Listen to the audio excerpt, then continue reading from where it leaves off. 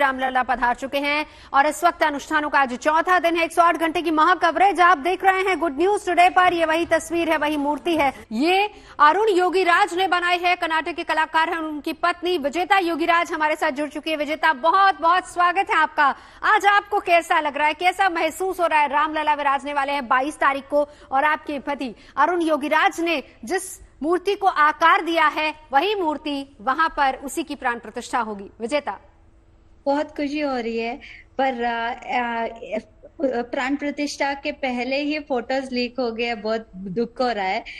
पर अरुण चाहते थे कि प्राण प्रतिष्ठा के बाद पूरा विग्रह ये अधूरा है, अभी आके नहीं किया था, तब का पिक्चर्स है वो लीक हुआ है। विजेता, मेरे ख्याल से देखिए ये पल इतना भावुक और भक्तिमय है कि पूरा देश बहुत ही शिद्दत से इस बात का इंतजार कर रहा था कि वो अपने प्रभु को यहाँ पर देखे। अनुष्ठान चल रहे हैं, मेरे ख्याल से दुख और बुरा लगने वाली बात नहीं होनी चाहिए। उसकी बड़ा कारण यह है कि लाखों करोड़ों लोगों की आस्था यहाँ पर जुड़ी हुई है और अपने प्रभु को सामने देखकर हर कोई नतमस्तक हो रहा होगा आज। हाँ, वो तो है। इतना प्यार और सम्मान मिल रहा है और एक शिल्पकार का जीवन तो एक अद्भुत कला प्रदर्शन करने के बाद और सबको उसका मूर्ति पसंद आने के बाद और कुछ नहीं चाहिए होता है। हमारा जीवन तो धन्य हो गया। एक साधना जैसा लग रहा है कि बहुत खुशी हो रही है। बिल्कुल। अच्छा अरुण, जब आपसे बात करते थे प्रभु श्री राम की मूर्ति को आकार जिस वक्त वो दे रहे थे, उस वक्त क्या क्या उनके मन की भावनाएं थी, जरा थोड़ा सा हमें बताइए। उनकी दिनचर्या क्या थी, क्या क्या किस तरीके से इस मूर्ति को आकार दिया गया? वो तो पूरे निष्ठा और श्रद्धा के साथ वो काम करते थे और पूरा समय अपना तो शिले के साथ ही बिताते थे। जब तक उस मूर्ति में भगवान नजर नहीं आता तब तक काम करते हैं और उसका सफल अभी देख सकते हैं सबको। नहीं विजेता, मैं उनकी दिनचर्या भी जानना चाहूंगी। आपने बहुत अच्छी बात कही कि जब तक एक देखिए एक कलाकार, एक मूर्तिकार, एक शिल्पकार की कला वही होती है कि जिसको वो उकेर रहा है, उसमें जिस भी किसी प्रतिमा उकेर रहा है उसमें साक्षात वही इंसान और उसी तरह का रूप नजर आए। तो क्या क्या बातें, कैसे उनकी दिनचर्या शुरू होती थी, दिन की शुरुआत कैसे होती थी, वो खुद को किस तरीके से राम के साथ जोड़ते थे? क्योंकि बहुत बड़े भक्त हैं तो हमने भी सुना है, कैसे वो खुद को प्रभु श्री राम के साथ लेकर चले?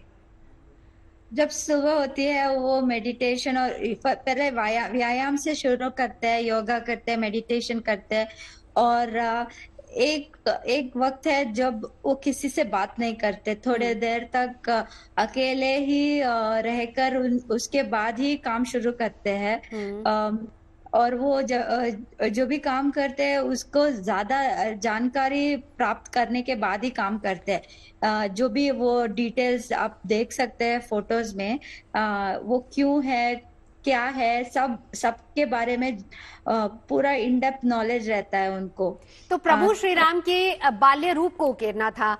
क्या कुछ उन्होंने रामायण पढ़ी या फिर कितनी किताबें उन्होंने पढ़ी, या किस तरीके से प्रभु श्री राम के उस बाल्य रूप को उन्होंने अपने अंदर स्मरण किया, धारण किया कि बिल्कुल हूबहू वैसी जिसके दर्शन आज दुनिया कर रही है? वो बहुत फोटोज डाउनलोड करते थे, वीडियोस देखा था, रिसर्च तो बहुत ज्यादा करते हैं और बहुत सारे ड्राइंग और स्केचिंग करते हैं। उनको जब तक परफेक्शन नहीं आ जाता तब तक वो रिसर्च करके स्केचिंग करते रहते हैं और इम्प्रोवाइज करते रहते हैं। और उनको एक दिव्य कला है कि उनको भगवान नजर आते हैं हर जो भी मूर्ति को लेते हैं। जब तक उनको वो बोलते हैं कि वो जब काम कर रहे थे भगवान की कृपा से ही वही अपना रूप लेकर आते थे करके बोलते थे। आपका कितना उनके साथ रहा, आपका कितना योगदान इसमें रहा है? मैं वहां पे थी नहीं उनके साथ, यहाँ हम मेरे दो बच्चों के साथ बातचीत होती होगी आपकी उनसे जिस दौरान वो आकार दे रहे थे प्रभु श्री राम की मूर्ति को?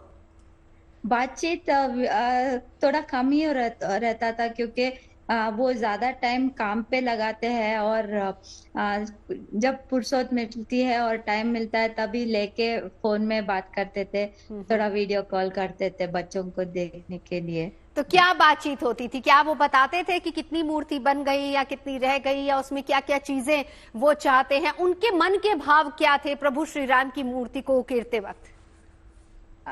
वो बताते थे कि इसका वो जो बना रहे हैं उसका क्या महत्व रहता है, और क्या आई मीन एक अगर आप देख सकते हैं वो दशावतार लगाया है, और वो जो ओम का स्वस्तिक का वो सभी और वो ज्वेलरी का जो लगाया है उसका कौन कौन सा क्या क्या महत्व है, वो सबका जानकारी रहकर ही करते थे काम। जी। तो एक एक स्टेजेस में पाद पाद देखेंगे, वो लेग्स जो लेग पैर होता है उसको देखेंगे, तो इतना उसके ऊपर का वो ऑर्नामेंट्स वो सभी क्यों है क्या है सबका एक डिटेल्स पता रहता था। बिल्कुल, तमाम डिटेल्स आपने कहा कि पता रहती थी, लेकिन देखिए 3 मूर्तिकार थे और उनमें से अरुण योगीराज की मूर्ति को सिलेक्ट किया गया है। आपको कितना भरोसा था इस बात का? नहीं, तीनों ही बहुत अच्छे मूर्तिकार है, तीनों का ही सेलेक्ट हुआ है, और तीनों का भी मंदिर में ही स्थापना होने वाली है, वही बड़ी बात है। कहाँ होने वाली है वो दूसरा बात है कि पर सबका बहुत अद्भुत कला है। अच्छा, जिस वक्त इस बात का ये तय हो गया कि अरुण द्वारा बनाई गई मूर्ति ही वहां पर स्थापित होगी, उसके बाद आपकी उनसे बातचीत हुई? पहला रिएक्शन उनका क्या था? क्या थे उनके मन के भाव तब? उनको ऐसे इसको कैसे जीर्ण करे पता नहीं चल रहा था।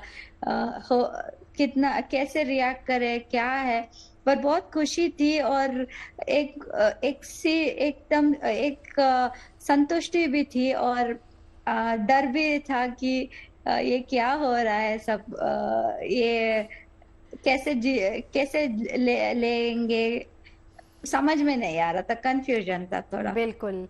प्रभु श्री राम के साथ जुड़ना, उनके जितने भी हाव भाव है उनको स्मरण करना, उनकी लीलाएं, उनकी कलाएं, क्योंकि बाल्य रूप को ही उकेरा गया है।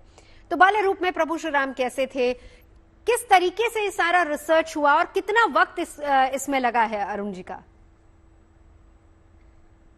बहुत आई मीन समय तो लगा, 9 महीने तो उन्होंने लिया है, कोई कमर्शियल ऑर्डर्स नहीं लेते थे, सब काम रोक दिया था, सिर्फ इसी के ऊपर कंसंट्रेशन कर रहे थे। तो ये बहुत एक आर्टिस्ट के लिए जो एस्टैब्लिश्ड है उसके लिए सब काम छोड़ के एक पुण्य का काम करने का ही सौभाग्य मिलना ही बहुत बड़ा बात है।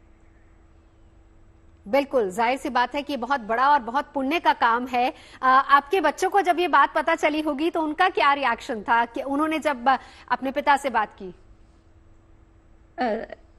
उनको तो बहुत खुशी हो रही है, और वो अभी थोड़ी देर में तो शायद बात भी करेंगे सबसे। सबको धन्यवाद देने के लिए। बिल्कुल। हम भी इंतजार कर रहे हैं कब उनका वो बोलेंगे, बात करेंगे करके।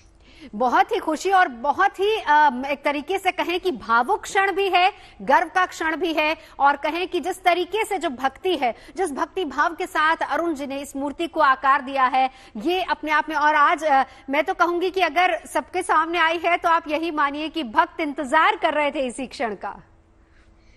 हाँ, हम बहुत आभारी है सारे दुनिया के लोगों से, बहुत शुभकामनाएं भी आ रहे हैं, और हम सब हमारा जीवन तो धन्य हो गया।